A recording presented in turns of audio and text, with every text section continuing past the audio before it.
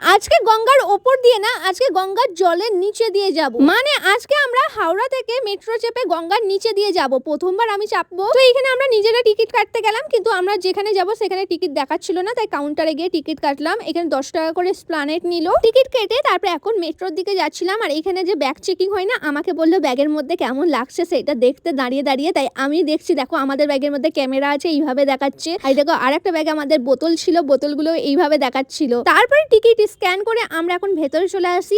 আর metro চাপার জন্য আমাদের অনেক নিচে আসতে হয়, মানে 6-7 তলার নিচে এখানে নামতে হয়। আর এদিকে মেট্রোও চলে এসছে, তারপরে মেট্রোতে উঠে পড়েছি। আর এই দেখো গঙ্গার নিচে দিয়ে যাচ্ছি, কিন্তু কিছুই বোঝা যাচ্ছে না। অনেকে ভাবতে পারে গঙ্গার নিচে দিয়ে যাবে, জল দেখা যাবে, হয়তো তেমন কিছুই দেখা যায় না। গঙ্গার জল অনেক উপরে থাকে, মেট্রো অনেক নিচে দিয়ে যায়, তো অন্ধকারই তোমরা দেখতে পারবে, নর্মাল যেমন মেট্রো যায়। তো আমরা এসপ্ল্যানেড পর্যন্ত টিকিট কেটেছিলাম, কিন্তু আমরা তার আগেই নেমে পড়ি, কারণ আমরা আর এক জায়গায় যাবো, সেটা নেক্সট ভিডিওতে দেখাবো।